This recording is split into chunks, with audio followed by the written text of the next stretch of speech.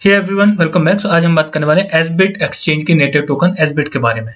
एसबिट जिसका सिंबल है एजेड, ये high risk high reward category का कॉइन बनेगा।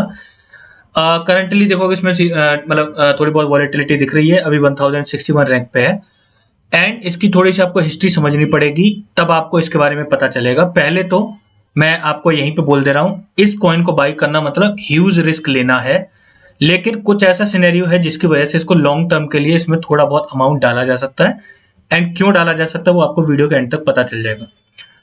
पहले तो एसबिट एक सेटेलाइट एक्सचेंज है एंड फुली फंक्शनल है, अभी भी वर्क कर रहा है। उस पर बहुत सारे असेट भी लिस्टेड है, नियर अबाउट ऐसा समझ लो 438 असेट हैं। और लास्ट 24 आवर का वॉल्यूम देखो, trading volume that is $122 million की। तो आप ऐसा समझ लो इस पर बहुत सारे बकवास कॉइन भी लिस्टेड है, जो मतलब आपको कहीं मार्केट में और जगह पे लिस्टेड नहीं दिखेंगे, बस यहाँ पे लिस्टेड दिख जाएंगे। तो थोड़ा सा ऐसा सिनेरियो भी है, इस चीज को ध्यान में रखना है। इसकी थोड़ी सी हम पहले हिस्ट्री समझते हैं एंड देन आपको पता चलेगा कि अभी करंट में सिनेरियो क्या है एंड आगे क्या पॉसिबिलिटी है। एसबिट ने अपना जो मतलब नेटिव टोकन है उसका आईसीओ किया था, इनिशियल कॉइन ऑफरिंग। एंड जो आईसीओ का प्राइस रखा था $0.0000125। इस प्राइस पे आईसीओ हुआ और उसके बाद थोड़े टाइम तक ये 0.0013 और 135 तक गया था, उसके बाद काफी ज्यादा डाउन चला गया। 2018 में आईसीओ होने के बाद लगभग ऐसा समझ लो, पहले ERC20 मतलब टोकन था और इथेरियम की चेन पे बना था, और फिर बहुत टाइम के लिए टीम ने इस पर वर्क नहीं किया और लगभग इसको भूल ही गई टीम और उस पर कोई फर्दर डेवलपमेंट नहीं किया। उसके बाद लेटर ऑन अवेक्स की चेन पे इसको लॉन्च किया, तो वहां पे भी और मतलब जो इथेरियम की चेन पे उन्होंने एक सर्टेन अमाउंट में स्लिपेज रखा, जिसका एक सर्टेन हिस्सा बर्न करता था। इसके जो भी बाई सेल ट्रांजेक्शन होती थी उससे क्या होता था, एसबिट टोकन बर्न होता था। और जो इसकी इनिशियल सप्लाई थी दैट वाज 138.8 बिलियन, ध्यान से सुनना, बिलियन में, ठीक है ना। उसके बाद फिर टीम ने 3 महीने पहले एकदम से एक्टिव हुई और इस पर काम करना शुरू किया। एंड दोबारा से क्या क्या काम करना शुरू किया उसको मैं आपको थोड़ा सा बता दे रहा हूँ। पहले तो उन्होंने इसको डिप्लॉय किया बाइनेंस स्मार्ट चेन पे, और जो टोटल सप्लाई है वो रिड्यूस कर दी 138 बिलियन से 69.75 बिलियन, यानी लगभग 50% सप्लाई रिड्यूस हो गई। और जितनी भी जो सप्लाई है वो सारी की सारी 100% सर्कुलेशन में है, यानी पूरी सप्लाई उसकी सर्कुलेशन में रखी है। उसके बाद फिर टीम ने इसको वीकली बेसिस पे बर्न करना शुरू कर दिया, और जो बर्न का टारगेट रखा है वो बहुत इंप्रेसिव रखा है, यानी जब भी इस टारगेट को ये अचीव कर लेंगे तो सप्लाई इतनी एक्सेप्शनली लो हो जाएगी कि that you can't even think of. लेकिन उसको बर्न की डिटेल में जाने से पहले ये आपको मतलब अगर आप जैसे बाई करना चाहो तो ये एसबिट पे अवेलेबल है एंड पैनकेक स्वैप पे, और अब दोनों के प्राइस में आपको डिफरेंस दिख जाएगा। एंड उस डिफरेंस का एक रीजन है। पहले तो देखो पैनकेक स्वैप पे दिखा रहा है लगभग इतना, जो अपडेट नहीं हुआ एक्चुअली, जो अभी पहुंच गए पॉइंट के बाद 405 पे। एंड इसके बाद जो एसबिट पे काफी मतलब लो दिखा रहा है, एंड एसबिट पे लगभग ट्रेडिंग वॉल्यूम दिखा रहा है $15,063 की, और इस पे दिखा रहा है $8,698 की। क्योंकि अभी जैसे आज इसका बर्न होना है, तो बर्न के मतलब जो थोड़ी बहुत अवेयरनेस आई है एंड इसमें वॉल्यूम नहीं आ रही थी पहले। रिसेंटली वी हैव ऑब्जर्व कि इसके जो पैनकेक स्वैप पे भी थोड़ी बहुत वॉल्यूम आने लगी है नाउ। तो इसको सेंट्रल एक्सचेंज से नहीं बाई करना है, यानी आप सोचो कि यहाँ से बाई करो, यहाँ से बाई नहीं करना है। बाई ना करने का रीजन है क्योंकि वहां पे उन्होंने लिमिट लगा रखी बहुत सारी, जिसकी वजह से वहां पे बाई करोगे तो आपका फंड स्टक हो जाएगा। एंड पैनकेक स्वैप पे अगर कोई बाई मतलब जैसे करना चाहे, अगर बाई करता है तो इस पे कोई भी स्लिपेज नहीं है, यानी स्टैंडर्ड स्लिपेज है वही जो 0.5% से 1% के बीच में ट्रांजेक्शन एक्सिक्यूट हो जाती है, वही स्लिपेज है। इस पे कोई स्लिपेज नहीं रखा है ना। आप जब यहाँ पे देखोगे कॉइन गेको पे, तो वहां पे प्राइस डिफरेंट दिखाएगा। वहां पे प्राइस डिफरेंट दिखाने का रीजन है क्योंकि वहां पे पैनकेक स्वैप का पेयर दिखा ही नहीं रहा है। बस एसबिट पे जो एज और यूएसडीटी का पेयर है एंड एज और टीआरएक्स का पेयर है उसको दिखा रहा है। एंड उसके अलावा ये जो योबिट का दिखा रहे हैं पुराना पेयर है, यहाँ पे अपडेट नहीं किया है, यानी पहले ERC20 टोकन हुआ करता था, अलग अलग एक्सचेंज पे लिस्टेड था, उस टाइम का सिनेरियो है। अब कुछ प्रॉब्लम्स हैं इस सेंट्रल एक्सचेंज के साथ, उसको भी पहले तो आपको ध्यान से सुननी चाहिए क्योंकि इसमें ह्यूज रिस्क इन्वॉल्व है, इसलिए आपको सारी चीज क्लियर होनी चाहिए। $120 मिलियन की अभी ट्रेडिंग वॉल्यूम आ रही है एसबिट पर, अगर आप देखोगे लास्ट 24 आवर में। इस पे प्रॉब्लम क्या है? पहली प्रॉब्लम कि इसका जो गूगल प्ले स्टोर पे और ऐप स्टोर पे अभी तक इसकी ऐप अवेलेबल नहीं है। पहले काफी टाइम तक इस पर डेवलपमेंट नहीं किया, लेकिन टीम ने डेवलपमेंट करना शुरू कर दिया और जल्दी ही वो अपनी एप्लीकेशन लेके आएंगे, यानी एप्लीकेशन आगे आएगी। दूसरा, इस पर लॉन्च पैड भी अवेलेबल है, यानी यहाँ पे आप लॉन्च सेक्शन में देखोगे इन्होंने बहुत सारे प्रोजेक्ट को पहले लॉन्च किया है। यहाँ से अब I can not comment on those project के वो प्रोजेक्ट कैसे हैं, सही हैं, कैसा परफॉर्म किए। बट एक चीज यहाँ पे नोटिस करोगे कि जो अवेलेबल करेंसीज है bitcoin, Ethereum, BNB, Litecoin and USDT, इनको यूज करके ही यहाँ से मतलब क्या किया था, इनको लॉन्च किया था। Later on they are planning कि जो एज टोकन है उसको भी इसमें लिस्ट मतलब इंक्लूड किया जाएगा, और वो हर एक्सचेंज प्लान करता है। जैसे आप मतलब बाइनेंस पर अगर आप कभी भी कोई लॉन्च पैड से कोई भी प्रोजेक्ट लॉन्च होता है तो आपने जनरली देखा होगा मोस्टली वो अपने ही दोनों टोकन रखते हैं, कौन से, BNB एंड BUSD, क्योंकि दोनों उनके काफी स्टेब्लिश्ड हैं। तो इनका जो टोकन इतना स्टेब्लिश नहीं है, तो इस वजह से अभी इन्होंने वो यूज केस डेवलप नहीं किया है, but later on they develop the use case. और सेंट्रल एक्सचेंज क्या क्या यूज केस डेवलप करते हैं, अगर आप एज टोकन के फॉर्म में फी पे करोगे, अभी नहीं, दे इंक्लूड इट लेटर, क्योंकि पहले तो उन्होंने माइग्रेशन किया है एंड उसके बाद अभी बंद चालू कर दिया है। So what they plan it, के अगर आप एज टोकन के फॉर्म में अगर फी पे करते हो then they will give you certain discount. तो उसके वजह से क्या होता है कि नेटिव टोकन होता है उसका यूज केस डेवलप हो जाता है। जैसे आप बाइनेंस मतलब सॉरी बाइनेंस पे अगर आप ट्रेडिंग करते हो, अगर आप अपनी ट्रेडिंग फीस BNB के फॉर्म में पे करते हो, यू गेट सर्टेन डिस्काउंट। आपने ये चीज ऑलरेडी देखी होगी। तो इस तरह के use case generally central exchange है वो डिजाइन करते हैं किसी भी नेटिव मतलब कॉइन के अराउंड। सो टीम ने अभी वर्क करना शुरू किया है। पहले हम वो वाला देखते हैं क्या वर्क चल रहा है एंड क्या पोटेंशियल है इसमें।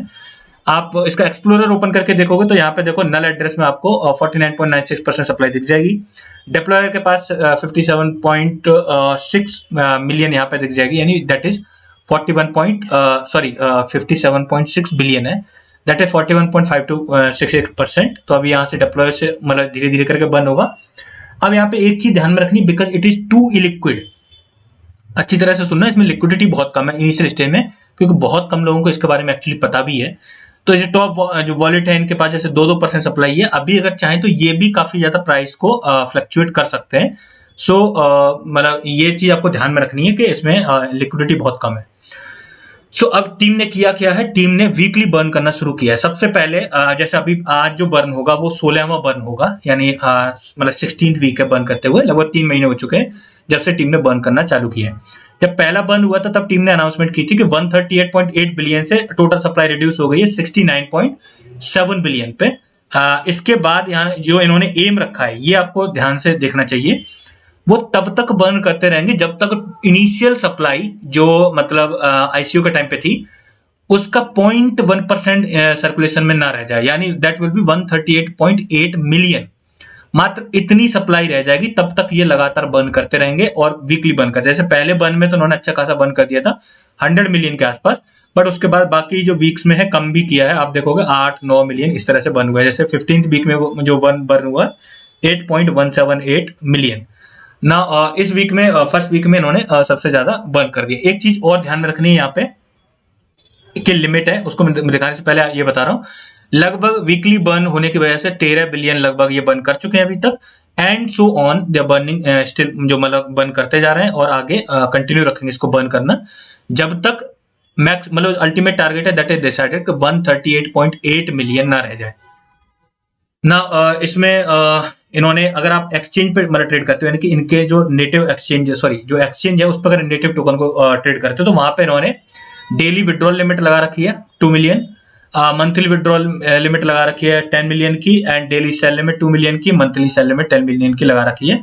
ये क्यों लगा रखी है, क्योंकि इनका अल्टीमेट टारगेट है कि जल्दी से जल्दी इसको पहले ICO प्राइस के ऊपर लाना है इनको, ये इन्होंने डिसाइड कर रखा है।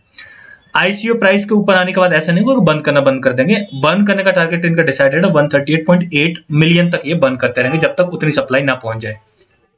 अब आपको ध्यान में क्या रखना है इसमें, पहले तो देखो इसका प्राइस बहुत ज्यादा फ्लक्चुएट कर रहा है क्योंकि इलिक्विड है बहुत ज्यादा।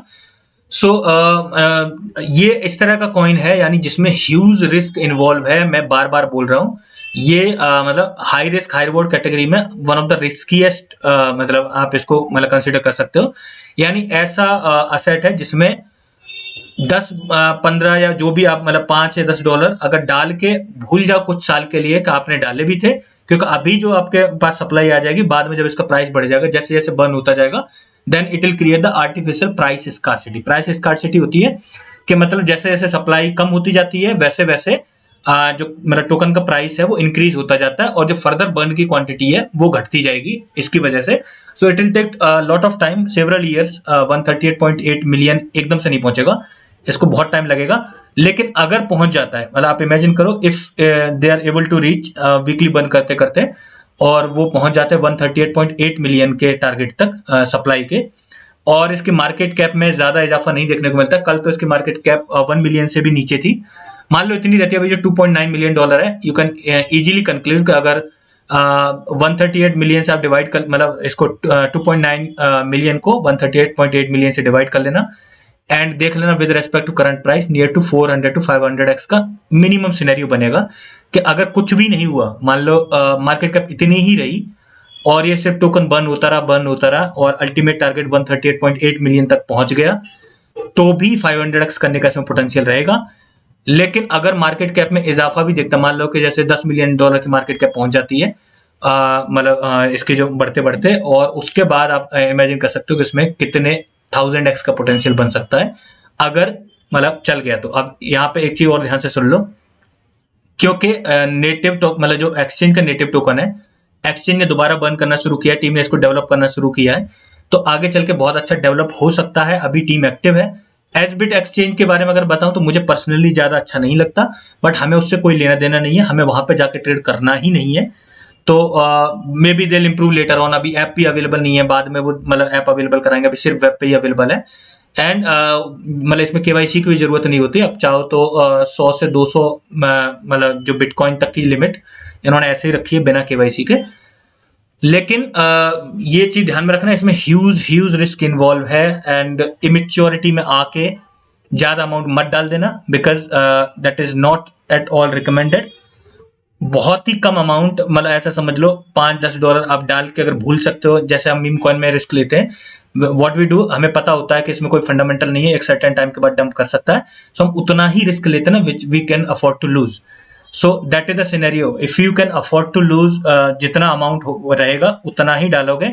एंड क्योंकि इसमें ह्यूज रिस्क इन्वॉल्व है, मैं आपको पूरी वीडियो में अभी तक 4 बार बोल चुका हूं, if you got any profit और loss I won't be responsible, because crypto market बहुत ज्यादा अनसर्टेन एंड बहुत ज्यादा मतलब इनडेफिनेट बिहेवियर मतलब शो करती है।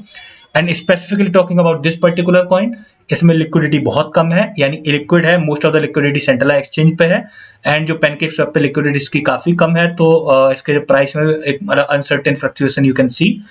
So keep in mind huge risk involve है। मैं अगेन फिर मतलब 5वीं बार इसको रिपीट करके बोलना, keep in mind that immaturity में आके ज्यादा अमाउंट नहीं डालना है, और जरूरी नहीं आपको उसको बाई करना है। If you want to take risk like $5-10 डाल के भूल जाना चाहते हो 2-4 साल के लिए, because it will take several years in order to reach 138.8 million जो फाइनल सप्लाई है, then you can do, otherwise मतलब आपको फिर इसमें इन्वेस्ट करने की भी जरूरत नहीं है। I hope so like the video अच्छी वीडियो लाइक जरूर करें and make sure you subscribe the channel. Thank you guys.